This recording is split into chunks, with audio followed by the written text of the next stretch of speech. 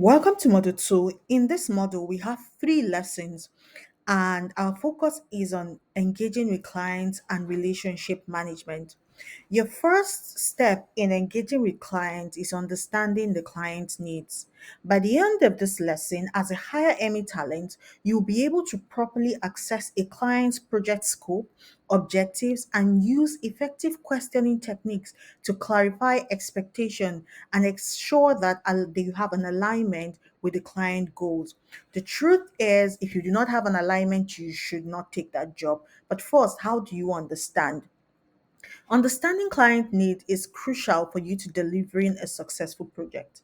A successful project is what the client says it is, not what you think it is or what you want it to be. And so it is very important that when you receive a project brief or task from a client, you need to thoroughly access the information provided. This will help you ensure that both you and the client are on the same page from beginning to end. There are some few steps that I'm going to be sharing with you that can help you access the scope of the project. Number one, you need to review the project brief. Now, always start by carefully reading the description, requirements, and goals of the client. This we are going to be providing for you. Look for essential details such as the timelines, the deliverables, specific tools, or software needed, and any other key information that might help you define the project. I mentioned that you need to look out for essential details like timeline, deliverable specific tools, and all. You need to identify the key deliverables. What does the client expect as the final output? It could be a report, it could be a website, it could be a design, it could be a campaign, it could be sales. You need to ensure that you know exactly what you're expected to deliver. Secondly, you need to assess the client's expectation regarding deadlines. Does the deadline seem realistic based on the work required? Are there any milestones or checkpoints along the way? Then, do you have access to the tools, materials, or information needed to complete this project? Does the project seem well defined or does it require more clarification? You need to make sure that the scope is not too vague, that you're not so clear. You need to ask the right questions. Now, as I said, once you have gone through all of this, the project scope, and you feel, hey, I'm not clear, I need to understand what this person is saying. For you to understand what the client is saying, asking the right question is essential because effective questioning allows you to dive deeper into the client's objectives. You need to clear up every ambiguity and ensure that your expectations are properly set from the beginning. Now, Higher Emmy reviews projects and tasks before we bring it to the talents in the community. Oh, but we understand that not everybody in the community have the same skill set and bandwidth. And so what a client might expect delivered might be okay for talent A, but for talent B, the timeline is just not realistic because they're not as skilled as that. So, for you to understand and be sure what they require, if there's anything not clear, you need to ask questions. Also, we might be sending more than one talent to a client. And so when we do that, the client might need to interview this talent to choose the one they want. So it's very important that you clarify expectations with the client if you're not clear on anything. In clarifying questions, you need to ask open-ended questions. Open-ended questions encourages the client to explain their needs in greater detail and provide context that may not have been immediately apparent in the brief. With open-ended questions, the answer is not yes or no. Closed-ended questions is either A, B, C, D, no. Open-ended questions allows them to explain, to expatiate. For example, you can ask, can you tell me more about your overall goal for this project? You can also ask, what is the main problem you're trying to solve with this initiative? Because the client might be asking for a deliverable that is not realistic. But if you understand better, you might be able to suggest to them what might work. Also, you need to clarify the objective. You need to ensure that you fully understand what the client hopes to achieve with this project. An example could be, what does success look for you in this project? By the end of this project, I remember when I started a job recently, I asked the my boss, my supervisor, I said, I'm going to work with you for the next 3 months. At the end of these 3 months, what should I have done that will make you say, yes, I am satisfied and I am beyond grateful working for you? What does success look like for me on this role? Right? You need to ask that question. You need to ask, are there specific outcomes or key performance indicators that you like to track? Yes, my boss had said that at the end of it, I need to have a data bank of the different ways industries collaborating with academia in the public health space. But then I'm like, okay, 3 months, I can't just be doing things by myself and thinking I'm doing it right. And at the end of the 3 months, I submit to a data bank. We had to set key performance indicators every 2 weeks, or at the end of 2 weeks. I've done this research for within California. At the end of the next 2 weeks, I have moved on for us to review what are the key specific outcomes that they will want to track. You need to confirm that. You also need to ask specific questions to confirm whether the client expects to receive what the client expects to receive at the end of the project. You could ask them, can you clarify what the deliverables you expect for each milestone? Do you want a report? Do you want it to be detailed? Or do you want us to just have a meeting to talk about them? You also need to clarify deadlines. You need to ensure that both you and the client are aligned on deadlines. Ask them, what are the final deadlines? What are the intermediate deadlines? For example, they might say, website project, I need it in 2 months. Now, 2 months should not be when you should be done. Most likely, they might say, I want it to be done in 1 month and give us 1 week to review. Then, after 1 week, we send you back modifications if there are any. Then you review. The thing is, we want to launch in 2 months. So, you need to clarify deadlines, both final deadlines and intermediate deadlines.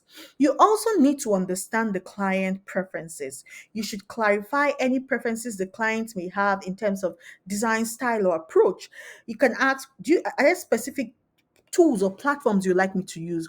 Can you show me a sample of a work that you've seen that you like and you want? We don't have to copy it exactly, but I just want to have an idea of what your sense of style or design is. You also need to identify potential challenges when clarifying things. In identifying potential challenges, you need to be proactive by discussing potential challenges or risks that might arise during the project. Questions like, are there any potential obstacles you foresee in completing this project on time? For example, I'm going to need this and this from you. Do you think it will be provided at this time? What challenges have you faced with working with a previous social media manager? What did they complain about? For example, I'm doing social media for you, but you have to provide me with the content. Do you think you will provide me with the content on time? If you do not provide the content on time, do I not do my job? Or what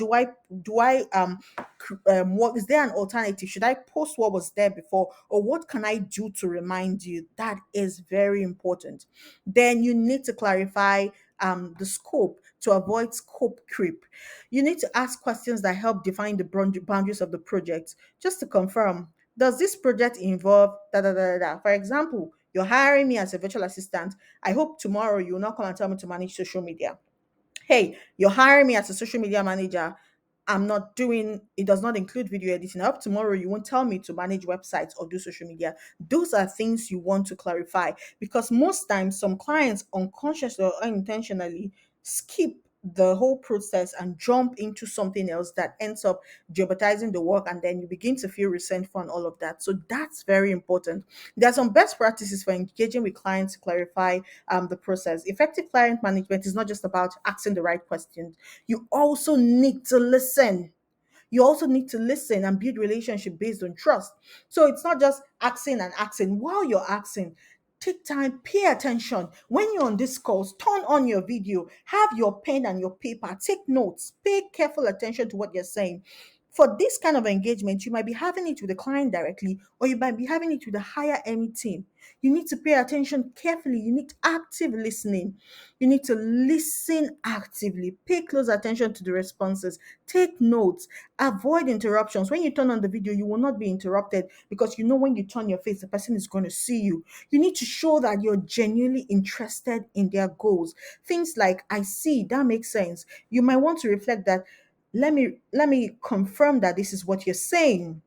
So what I'm hearing is that this. You want to reiterate to be sure that you're on the same page, reflect and confirm. Then at the end of the call, you want to summarize the next step. After your conversation, summarize what has been discussed and agreed upon. You need to include things like to summarize, I will be doing X by this date with weekly updates. I will use this for part of my project, and this is you want to be able to summarize, and they say yes, then you're good to go.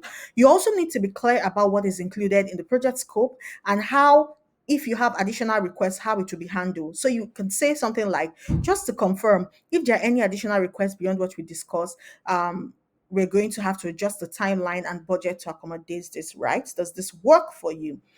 I'm going to be sharing with you a simple case study that applies these techniques. Let me give a scenario. For example, you've been hired to create a website for a client. The client provides a brief stating that they want a modern and user friendly website for their business. What do you notice from here?